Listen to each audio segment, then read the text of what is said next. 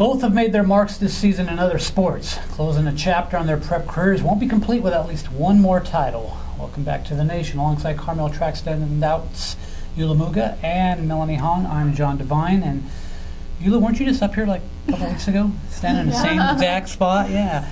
Jule was the Herald's most valuable player in basketball this year, leading the Carmel Padres to an undefeated league season and, what, about 21 points a game? It's been so long ago for that, but yeah. Mel, on the other hand, reached a state meet in cross country this past fall, and to show you that I've done my homework, was also the homecoming queen. Yep. Yeah. And I'm going to start with you real quick. You've been with the program all 4 years. It's won 13 straight league titles. Last year, roughly 5 or 6 girls accounted for like 95% of the points. Yeah. It sounds like this year, though, things are a little different. Is there a little more depth this year in your mind? Yeah, for sure. There's a lot of freshman and sophomore girls who have so much potential and are already super fast. Really? So they're really going to help, I think, with sprints, and like we have a lot of 200, 100 freshmen and sophomores, and there's a few in the 4 also, and yeah, I just think they're going to be really helpful. That's great. Of course, one of them's right here, although she's not a freshman or sophomore. You know, I know your passion is basketball, obviously. I know you want to play in college and stuff like that. But you told me when we talked a couple weeks ago that you missed track a little bit last year, and obviously coming from Minnesota, it's probably nice to be outdoors this time of the year. But what did you miss most about the sport?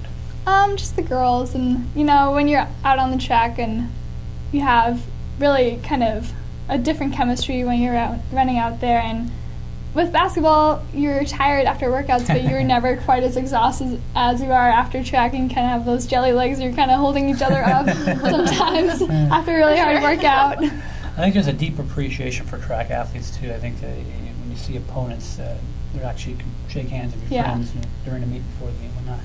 Melanie, speaking of events, you've changed events this year now. You were league champion as a freshman in the 300 low hurdles, but as a senior now, you're moving out to the 1600. That's a dramatic switch. Now, I know you got the cross-country background, but why did you decide this year to make that move?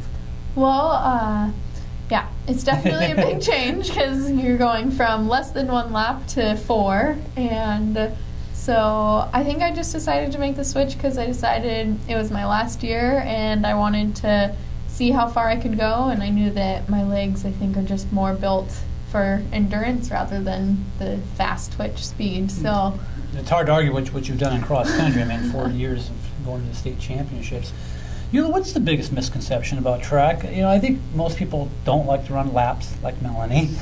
But, I mean, you're a hurdler, you're a jumper. I mean, talk a little bit about technique and timing and all that stuff that goes involved with this sport. Yeah, I definitely think that people think just because you're fast, you'll be a great athlete and everything, but there's a lot of technique, especially in the jumps, that goes into it, and we do a lot of practice just on the grass and trying to get our steps right and everything from timing. That's so important to be successful. How are your steps in the high jump right now?